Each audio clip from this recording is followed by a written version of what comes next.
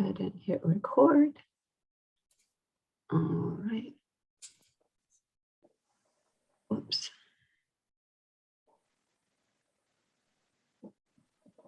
Okay. Well, we are so pleased this evening to have with us Dr. Pine. Dr. Pine is an emeritus professor at Arizona State University, and he specializes in environmental history, the history of exploration, and the history of fire. He has published dozens of books, and I think most of them, or a great deal of them, deal with fire, but also others on Antarctica, Grand Canyon, Voyager mission, and also worked with his oldest daughter on an inquiry into the Pleistocene.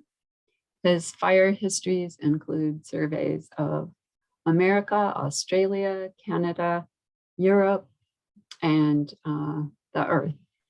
And he is going to talk about the pyrogeography of America and its three sources.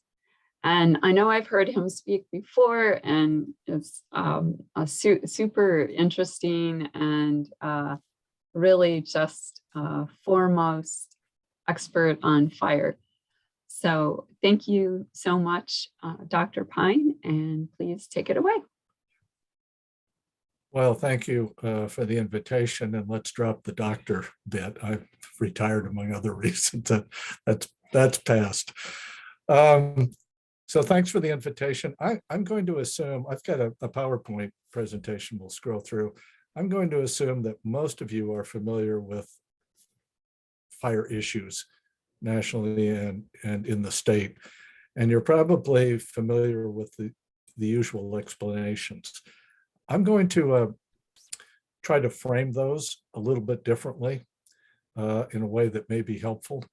But within that frame, we will go through some of the familiar stuff and try to illustrate it. And then at the end, what I was unclear about or what else you'd like to have hear about, I'd be happy to discuss. So let me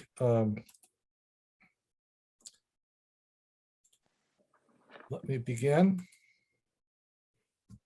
and talking about modern America between three fires. So what does that mean? I like to begin American fire history with this map, which incredibly was and probably was produced by the 1880 census. And it's a map of forest fires. So it doesn't include the main grasslands, sage steppes, deserts, and so forth. But that's what the pyrogeography of the country looked like in 1880. And it was made up of three different kinds of fires. And one we might call first fire, part of first nature, lightning. And we're pretty much the epicenter for lightning fire in the United States. So that's the density of lightning caused forest fires in the country. Not burned area, number of fires. It's quite different from the map from 1880. And the reason is this, that people are a major source of fire and a rearranger of fires, whether they were indigenous people or newcomers. And it's something we've been doing all of our existence as a species. We are the keystone species for fire on the planet. We have a species monopoly over it. Now, this is what we do that no other creature does. And we can do it well, we can do it badly. Good fire made us, bad fire may very well unmake us. The third fire is represented here, the Currier and Ive print of a steam locomotive racing across the continent. And that's the introduction shortly before of fossil fuels on a large way, powering the further development of the country and rearranging its geography. And we'll come back to that in a little. Oops. Sorry. But all of the fires of nature and the fires that humans set on landscapes were part of living landscapes. And fire has been around as long as plants have been on continents. We have fossil charcoal dating back 420 million years. Fire is not something extraneous to life, terrestrial life on Earth. It's something that emerges out of it. And we've not really thought deeply about the biology of fire. The way in which fire is not just a physical chemical reaction, which is how we treat it, because if we treat it that way, we can make blow torches and all kinds of engines and do things. But in fact, life created the oxygen, life created and rearranges the fuels.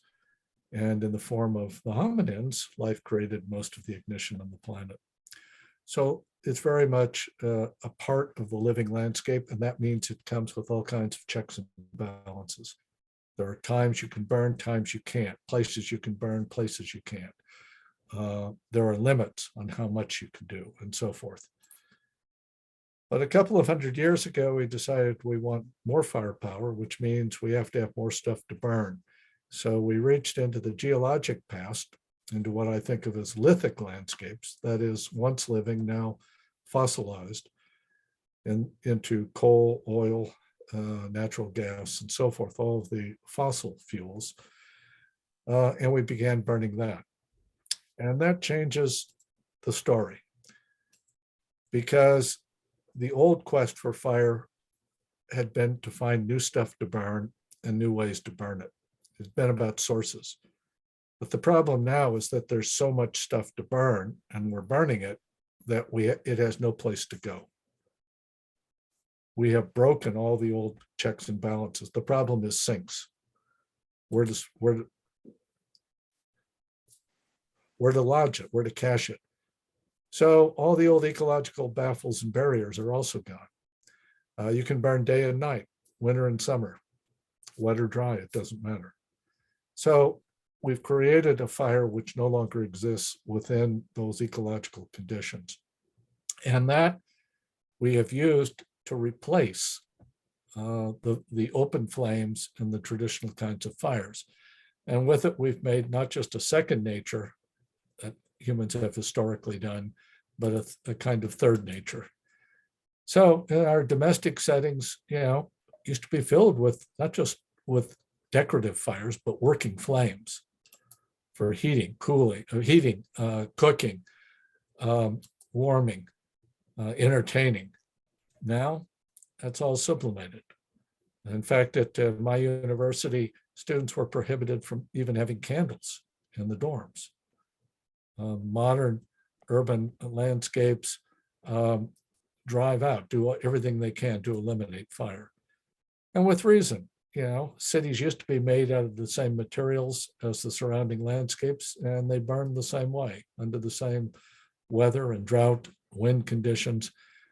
And then that stopped, because in effect, we passed them through a flame.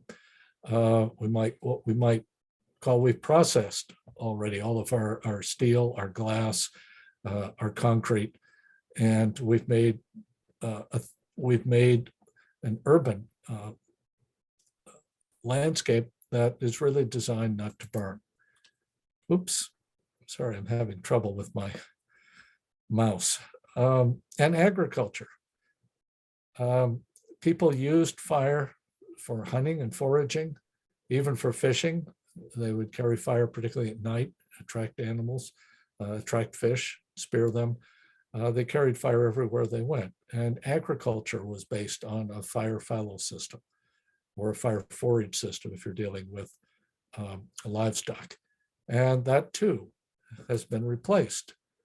The whole green revolution is premised not just on new varieties of staple crops, but on the supplements, the fertilizers, the herbicides, the pesticides, and the means to deliver them, all of which come out of fossil biomass.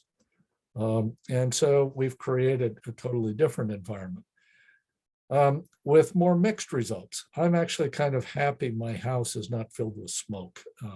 often. It's not quite as much at risk as it was in earlier times. I'm not so happy that the living landscape is being treated by the same transitional process. And what about wildlands? Traditionally, people coped with fire in their settings, even if they were in naturally fire-prone areas, by how they manipulated the vegetation, directly or indirectly, and especially how they used fire. Replacing their fires to substitute for wildfire. But as we get into the wildland situation, or the new lands, newly created wildlands, if you will, for much of settlement, there's a great disturbance, and pioneered, not surprisingly, by railroads, which were instrumental in opening up new landscapes to logging and land clearing, leaving mounds of debris everywhere, and then throwing sparks with abandon. And so we have all kinds of scenes like this. Megafires are not new. The 19th, early 20th century had megafires more lethal and far-ranging than what we've seen in recent years. And it was powered not by climate. You only need a short period of appropriate climate to create the fires, but by these untreated debris all over the landscape. And this provided a background for the state to intervene in a program of conservation. And that meant that we needed a kind of model. Who would administer these programs, and what devices would they be? And somewhat by accident, partly as a result of experiences by Europe and its colonies, foresters inherited the task. And our first professional forester, Bernard Furneaux, emigrated from Prussia, and he looked at the American scene and just dismissed it as bad habits and loose morals. In Central Europe, a temperate climate, there is no basis for fire, no natural basis for fire. There's no regular cycling of wetting and drying.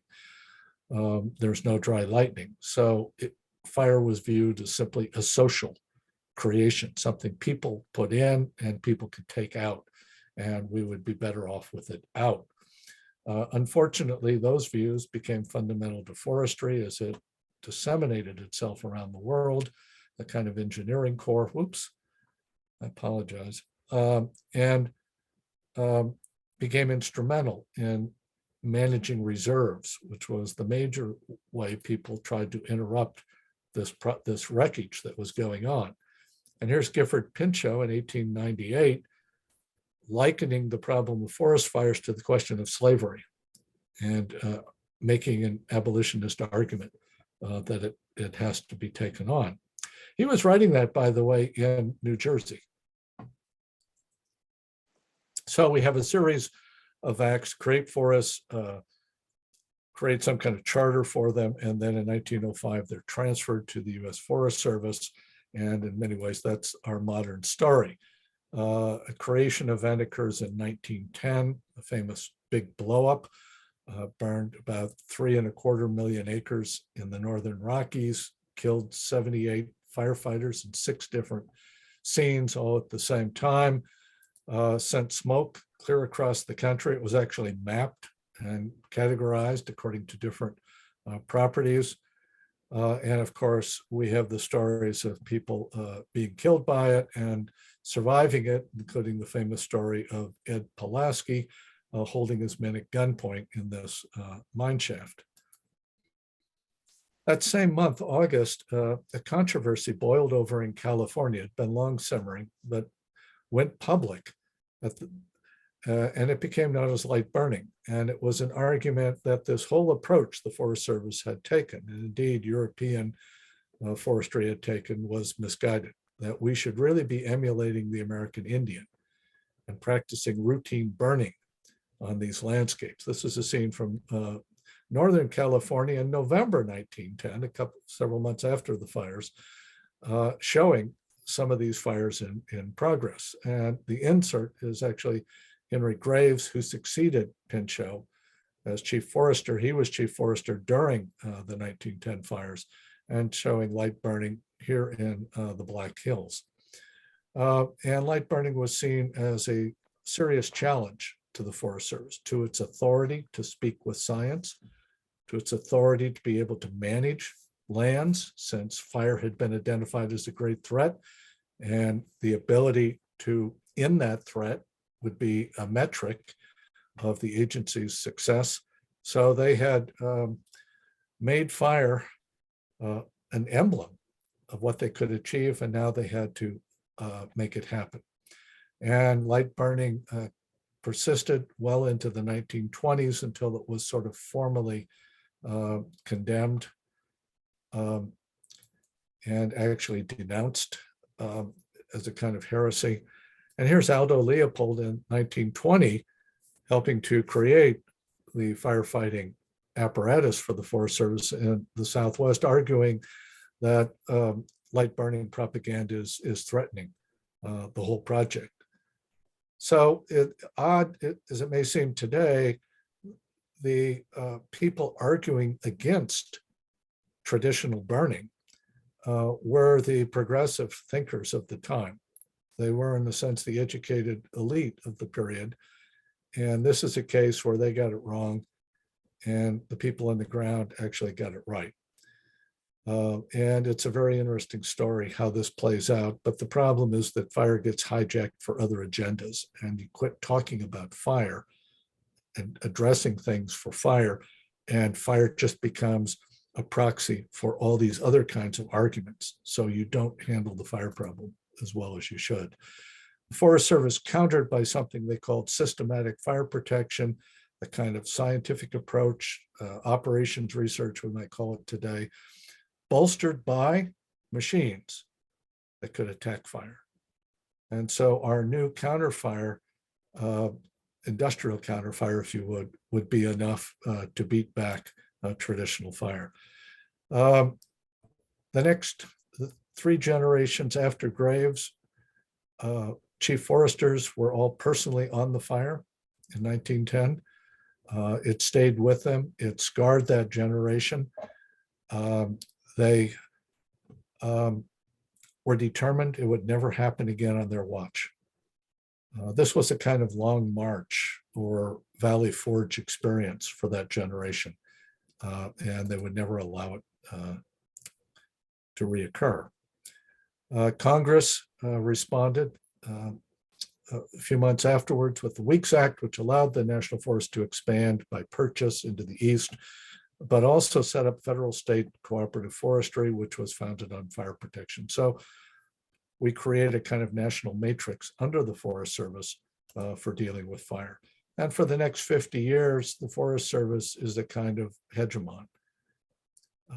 Its policy and its goals and its understandings will drive the project. And people are wildly inventive in finding new ways to get to and quickly put out fires, even using airplanes left over after World War I.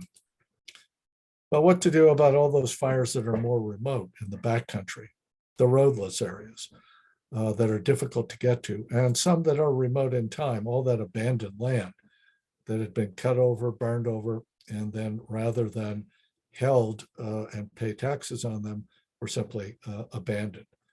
How do you intervene? You intervene with basically the New Deal, and specifically the Civilian Conservation Corps.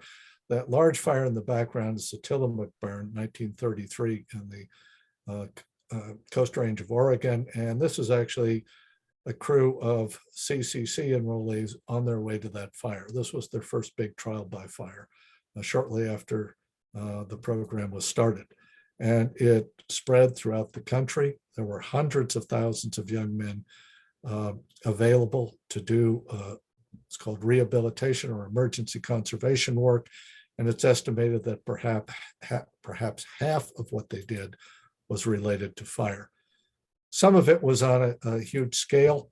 This is part of the Ponderosa Way fuel break, a 750-mile-long fuel break that spanned the entire western front of the Sierra Nevada. An incredible project that was designed to permanently separate the brush fields from the timber, from the forest. and of course, could not be maintained after the CCC left. The CCC also gave rise to special crews. For the first time, all the agencies had crews available. In 1939, we get the 40-man crew, which had their own cooks and buses, the forerunner of the hotshot crew, and the early experiments in smoke jumping to reach more remote fires. Because in 1935, given all this largesse, Chief Forester Gus Silcox, who had been the number 2 man in the big firefight in 1910, now Chief Forester, announced a universal standard for control, what became known as the 10 a.m. policy. Silcox described it as an experiment on a continental scale, that they had the wherewithal and the political will to take out the fire problem at a full-scale, serious way, and they would attempt it. They had the interest of the president himself, who always imagined himself a gentleman forester, and here he is personally overseeing a new fire prevention campaign using Uncle Sam. The guy right next to Uncle Sam, who looks suspiciously like Uncle Sam, is in fact James Montgomery Flagg, the artist, who modestly modeled Uncle Sam on himself. And then Uncle Sam goes to war. World War II was a fire war in ways that had not been true for some time. The US was actually subject to balloon attacks from Japan. About 9,000 of these were launched, and a great number made it across the Pacific and actually did some damage. Many consider this the first ICBM. And of course, the war ends with a horrific new fire weapon, the atomic bomb. This was the famous shot, Army photo, Hiroshima atomic strike, but that is not the mushroom cloud of the bomb. That is the pyrocumulus cloud of the burning city. So fire now took on interest to the Defense Department. How do you weaponize fire? How do you defend against weaponized fire? A lot of money goes into civil defense and military research. At the same time, an enormous amount of war surplus equipment becomes available, especially after Korea. And Forest Service has priority access and soon acquires its own armored divisions and air support. And a staged photo, the larger one, shows how it mechanized almost overnight. So the CCT is gone, but you have replaced it with mechanical muscle. And fire, in a sense, becomes the other red menace. And in many ways, we're in a Cold War on fire. Operation Firestop at Camp Pendleton, the Marine base, tried to rally large interdisciplinary science, again on the wartime model. Equipment development centers were created to help assist the transfer of war surplus equipment into firefighting, and labs were created. Eventually 3 of them, the Missoula lab shown here. Even Hollywood gets in the act. This is one of the better fire films, Red Skies of Montana, released 1953. Smoke Jumpers, clearly a war film. And the Korean War is the background to it. And here we have them in a fight in America's forests. So by 1960, it would seem that the Forest Service had more or less accomplished what it had set out 50 years earlier to do. It controlled everything. It's hard to imagine now how thoroughly it dominated the entire field. The National Park Service had 2 dedicated fire officers for the entire park system. BLM didn't exist as a fire agency until for another 4 or 5 years.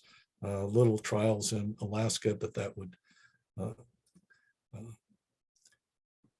didn't affect the larger picture. Almost all research came directly or indirectly from the Forest Service. It spoke with professional authority. It established policies it was the liaison for the states and other agencies.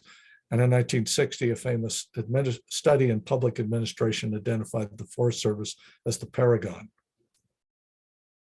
bureaucracy. This is as good as it gets.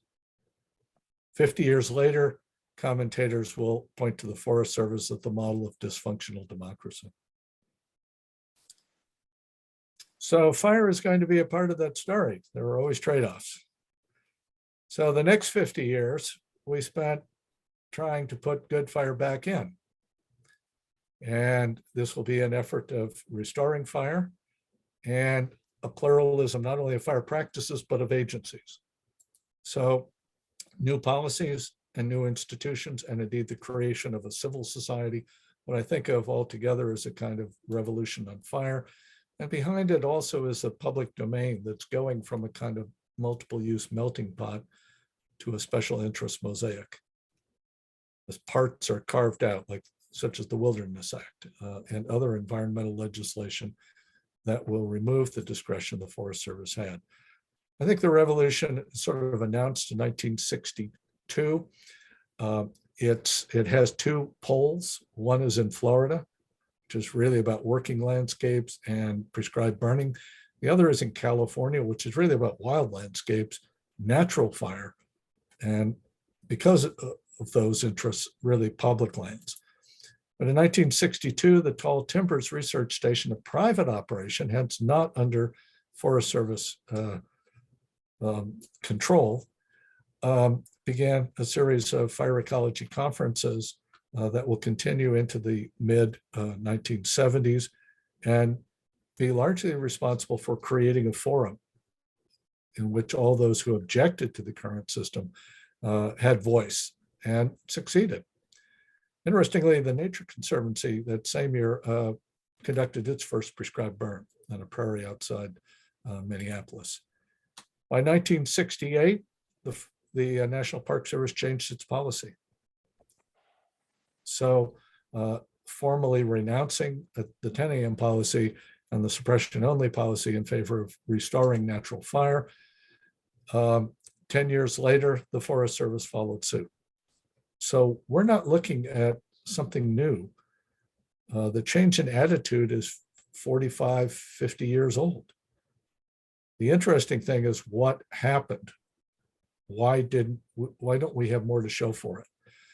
So roughly with the 1980 elections, I would say we enter a kind of counter-revolution and a lost decade and a little more. The polarization sets in, whether politics, transfer from civilian to military, interest, privatization of public services. At one point, the Reagan administration considered that fire was no longer a problem and would try to dissolve fire research altogether as an unnecessary government encumbrance. It wasn't all enough to stop the changes, to reverse them, but it was enough to stall them. So we have a decade, which is really the last time we might have made a difference at scale, and it didn't happen. Instead, in the middle of that, we have a new problem, something about wildland urban fires. We begin recolonizing rural lands with an urban outmigration who are not living on a rural economy and hence not treating the land around them in the same way. And we say because they don't define themselves as cities, they don't bother with urban style fire protection, codes, zoning, all those messy things, paying for a permanent fire force and so forth, putting in it an infrastructure for fire and fire returns. In a way, it's like watching polio come back. We fixed this problem, but we decided it didn't exist anymore, so we didn't need to bother with it. So that era sort of has two interesting climaxes. One, in the two extremes that are evolving. The protected landscape, the park, the wilderness, and the urban landscape. And that middle landscape that had been a kind of working landscape tends to get lost.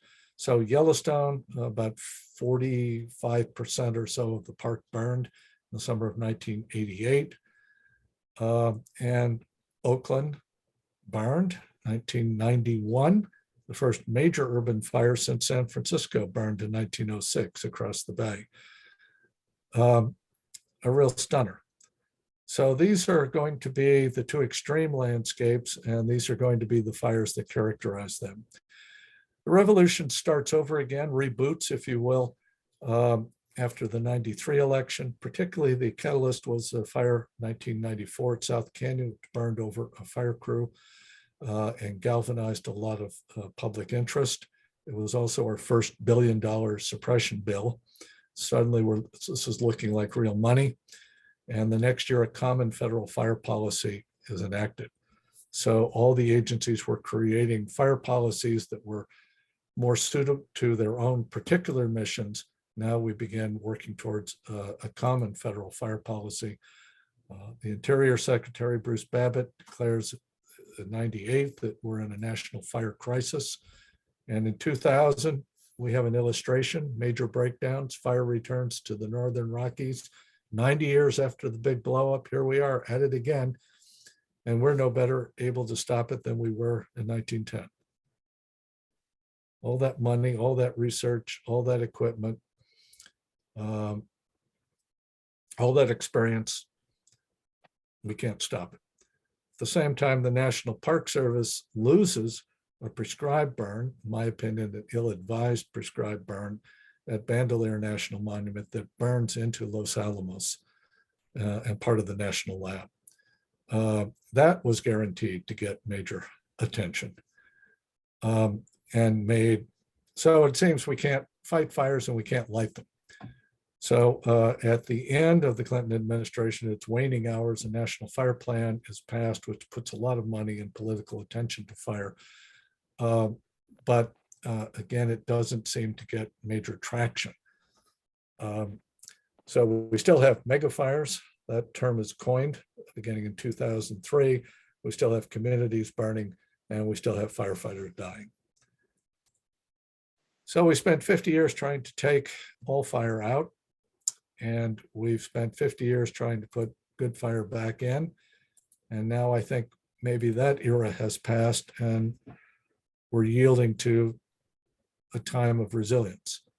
We have to rethink our fire policy. It's not either we either light it or fight it. We have to think about all kinds of management mashups and hybrids to see if we can get the right kind of fire in and protect ourselves against the wrong kind of fire.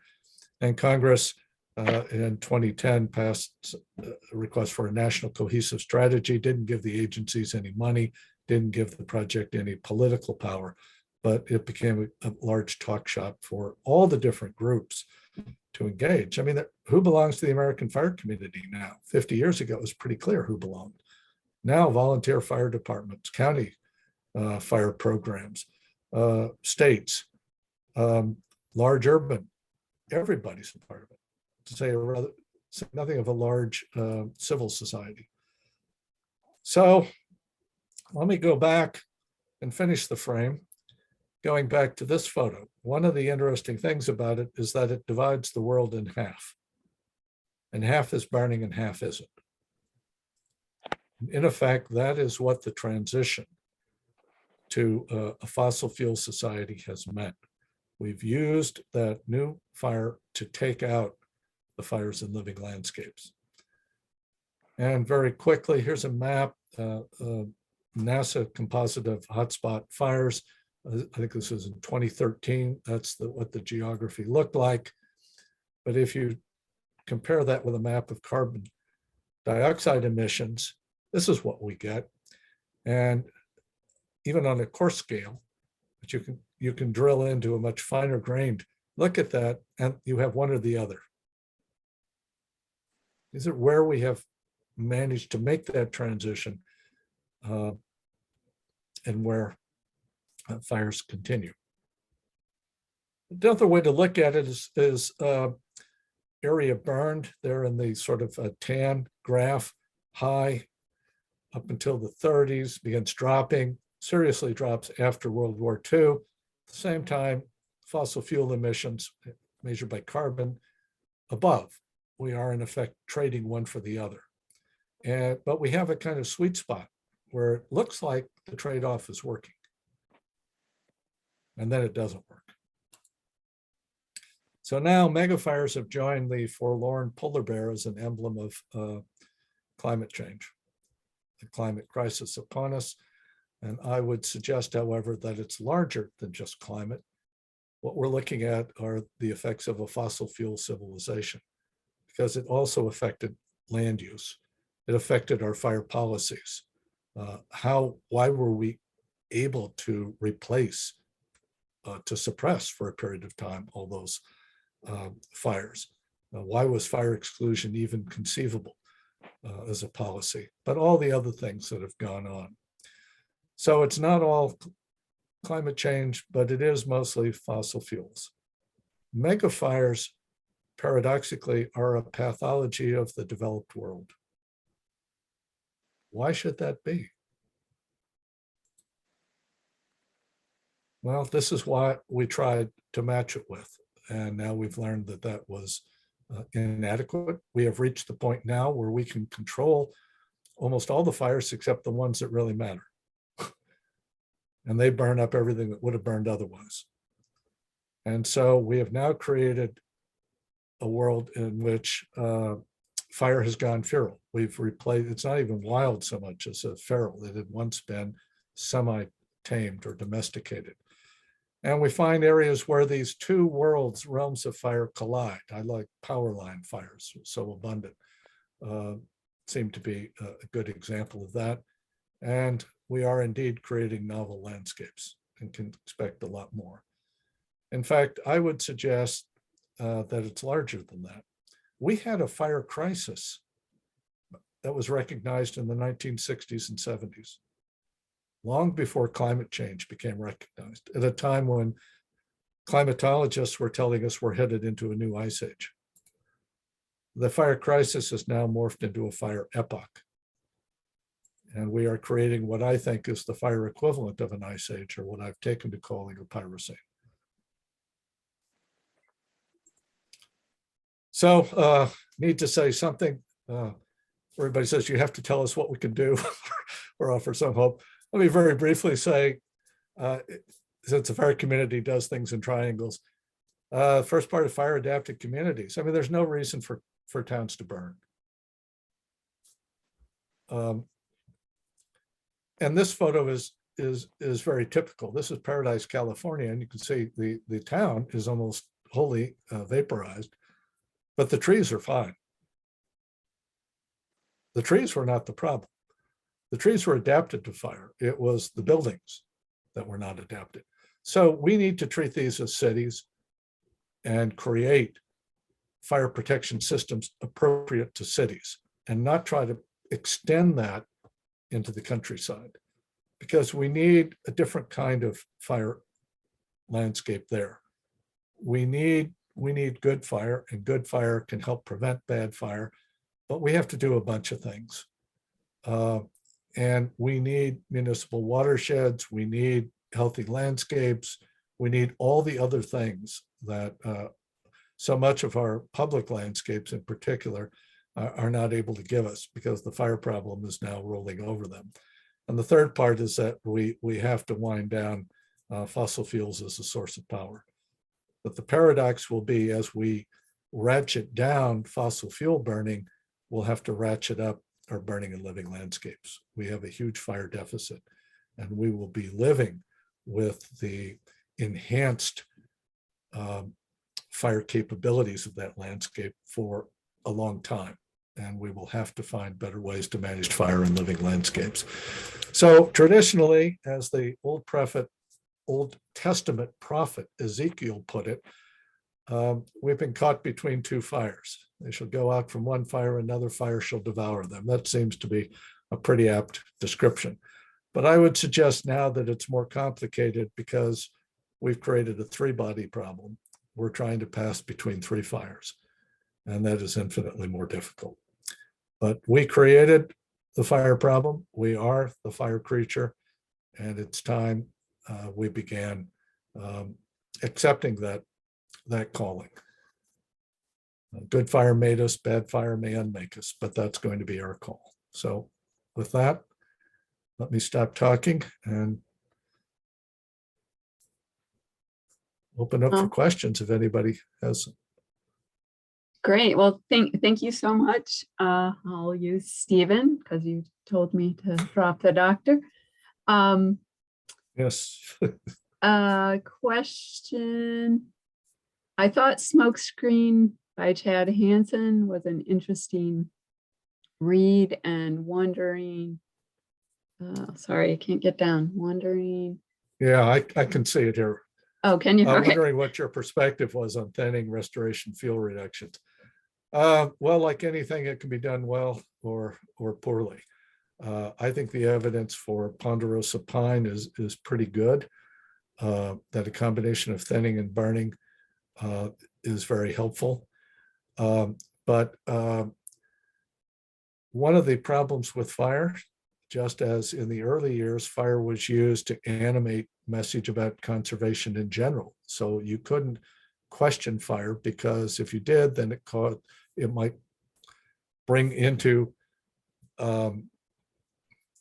reconsideration all the larger issues. And we see the same thing happening now with climate change. People don't want to hear that there are multiple causes. Some people don't want to hear that there are multiple causes for fire. It's not just climate change, because that is such a powerful message for climate change. Well, that's the same problem. So fire is always getting hijacked for other agendas, and logging, thinning, wood products industry is part of it. One side wants to use fire, alarm about fire, to reintroduce the chainsaw in a large way back into the woods, and others are concerned that this is a smokescreen, that this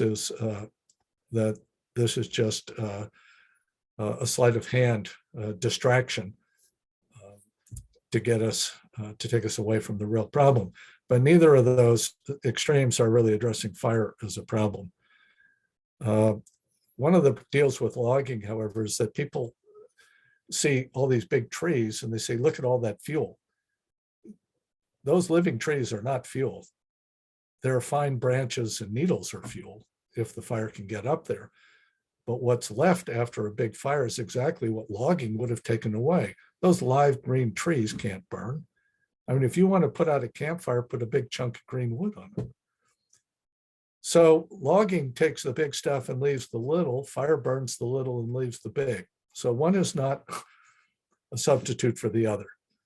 Thinning, I think, is a kind of woody weeding and can be done well, but it's a means of helping get the right kind of fire back in.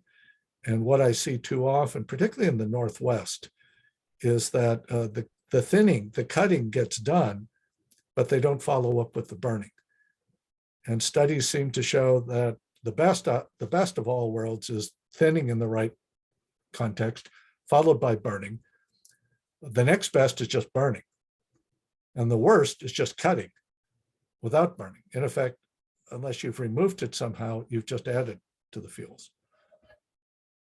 And prescribed fire gets tainted itself. So you're burning slash. Is that really a prescribed fire? Is that the same as burning, a large surface broadcast burn for all kinds of ecological benefits, not just for fuel reduction? Is this only about reducing fuel to prevent large fires, or is this really about ecological restoration, and better fire will fall out of that? So a lot of people, you tend not to get good fire specific solutions out of it. I mean, the vision I have is people standing around these big fires, which grab everybody's attention, but they all have their backs to the fire, and they're using the fire as to help animate a message to their particular group. And I tend to be very wary of that. There are times and places where it's useful, times where it's not. And fire can often get complicated as a result. We need to just turn around and talk over the fire. So I'm in favor of it done well, but it's not always done well. And I'm not sure I like the kinds of fires we're getting in places that were used to routine surface fire and are now subject to ground fires.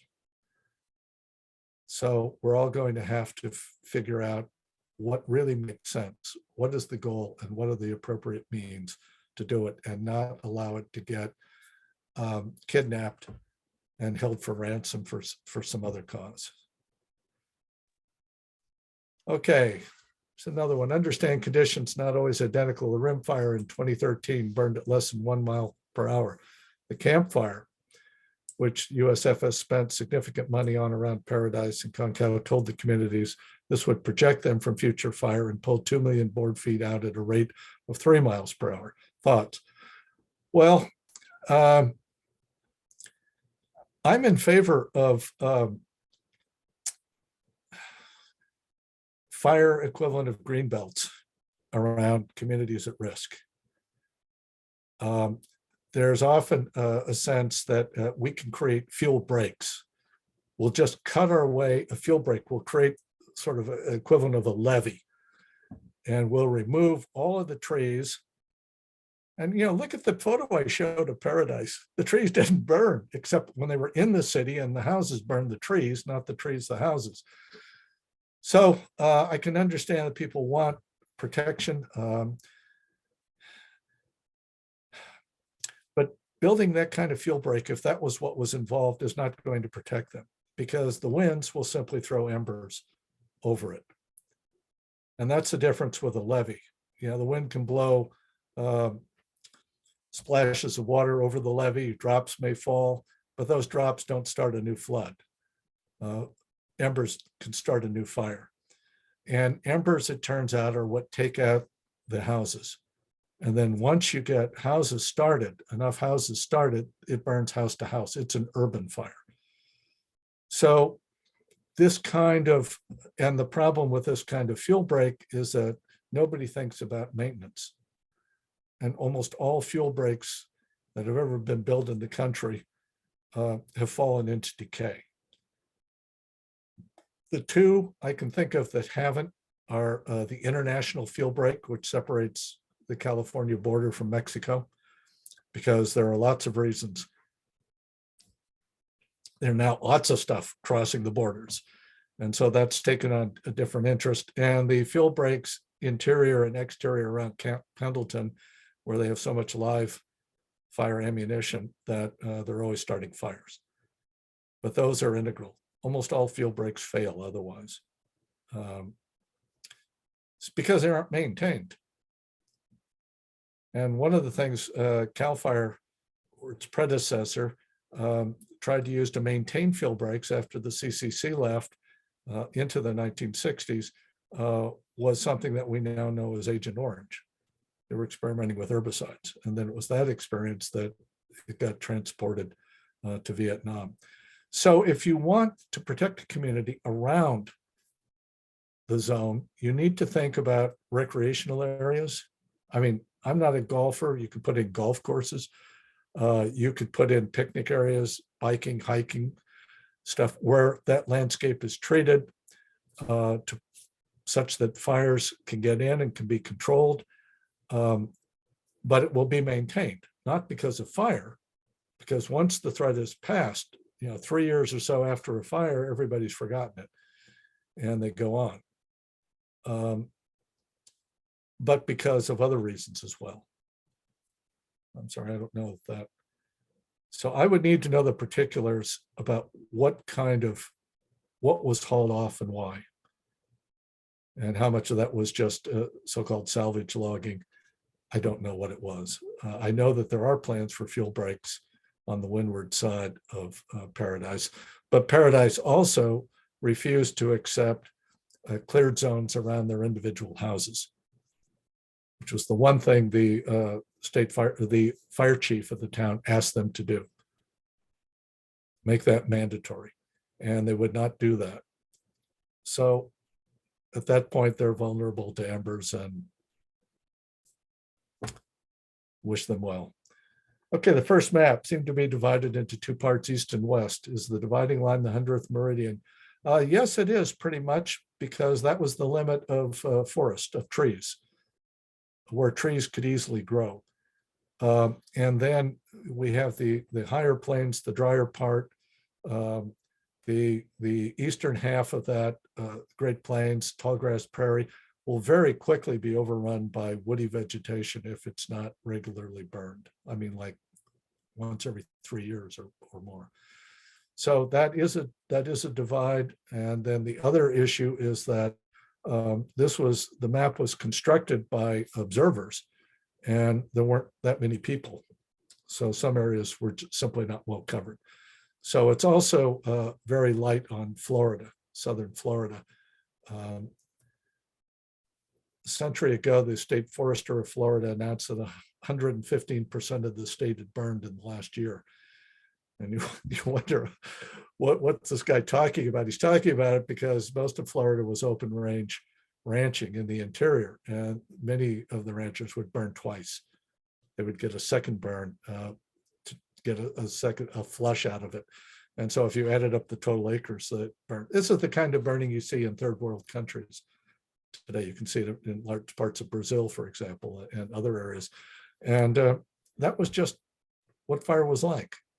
And people accepted it, and they had to be educated out of that. And now we need to educate them back into a little more sophisticated version. What are your thoughts on fire in the Sonora Desert? Oh boy. We don't have good data. I haven't seen good data on the Sonora Desert. My guess, and that's all it is a guess, is I would have said desert probably burned maybe 4 times in a century. We would get really wet years, and you would have ephemerals, and some perennials and so forth would come up and burn. But we didn't have the degree of woody vegetation that we have now. And so I think most of the saguaros and so forth could shrug it off. But now we've got red brome and, heaven help us, buffalo grass coming in from the south. And I don't know how you're going to be able to control that. We've been unable for decades, almost a century now, of trying to control cheatgrass in the Great Basin. I don't know if there are really special areas you want to protect. Saguaro National Monument, you're going to be going in probably and pulling it out by hand, or very selective use of herbicides at the right time. But you're not going to be doing it in a broadcast form. It's going to be very expensive, and you have to commit to it. I don't know. I've been told that the Tucson airport actually got money from Homeland Security to remove buffalo grass in places where a fire in the buffalo grass might threaten the tanks for all the aviation gas and stuff. So that's a novel thought. I don't know that Homeland Security might help us or not. The Sonora Desert. I grew up in Phoenix. I don't live in the desert now, but I live with it in sight. And I don't know what's going to happen. I don't think anybody really does. Okay, Sandy, what are your thoughts about limiting development in certain areas? Well, we've been trying to limit development in floodplains. Some places have been successful, but limiting development, telling Americans where they can't live, hasn't been very successful. I mean, one category 4 hurricane will do a lot more damage than all the mega fires we've had in California over the last 20 years. And we don't have a lot of restrictions on coastal plains stuff, which may actually get much worse if the sea level rises to any significant amount. I don't know. That would certainly make sense. And at some point, insurance, people keep thinking insurance will do it. Insurance has not been effective. It wasn't effective in cities either, because actually having some fires regularly in the cities was good for business, because it made people buy fire insurance. but then you would have a monster fire and it would wipe out the companies. And so the people who had insurance got nothing from it anyway. So there had to be a political solution to step in and create a playing field that everybody operated within and establish certain rules for this is how you are going to live in a city. This is how we handle fire in a modern city. So certainly in the developed areas around the state and elsewhere, I'm all in favor of calling them cities, which is what they are. They may be small scale, but that's how they are from a fire perspective, and treating them accordingly. But mandating fire protection in these areas has been very, very difficult.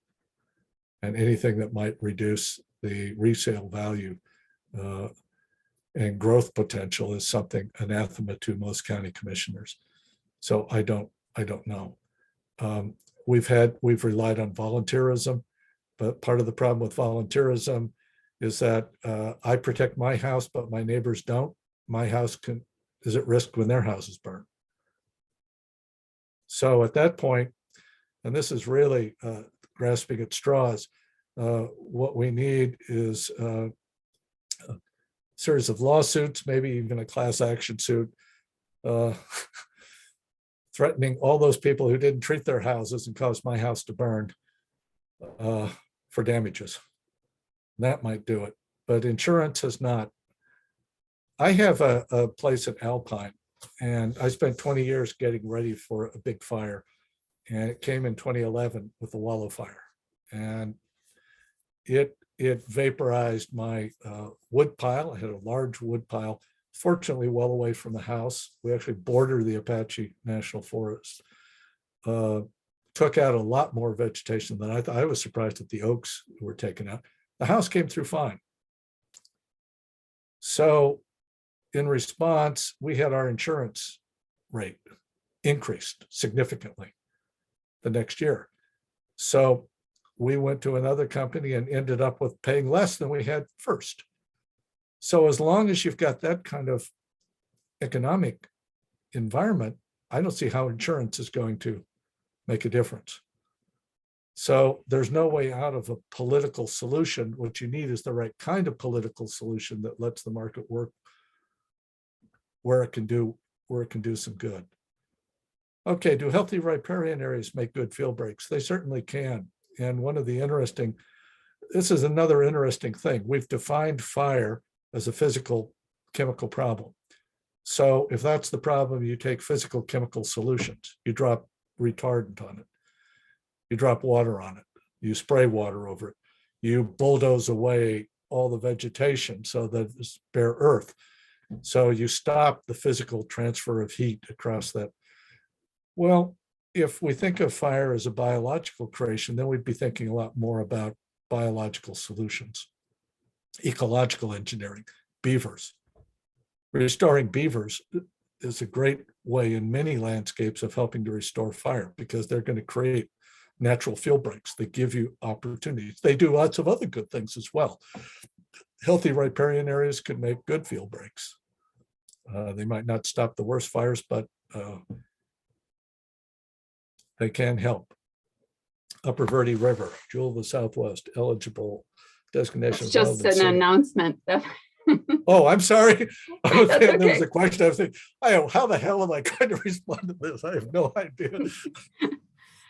I think those were all the questions. We have some others. Are we through? Okay, I think that's it. Okay, well, listen. Anybody else? All right. Well, I think you've answered our questions for now, although I'm sure more people will think of additional questions as they mull over your presentation. But thank you so much.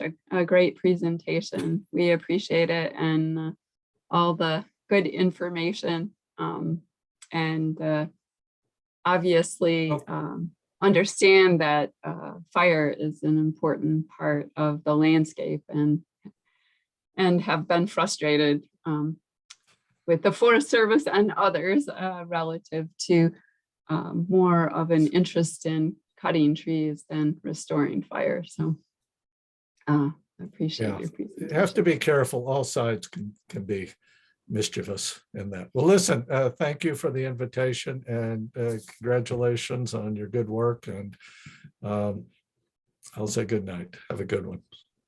All right, you too. Thanks, everyone. See you next month.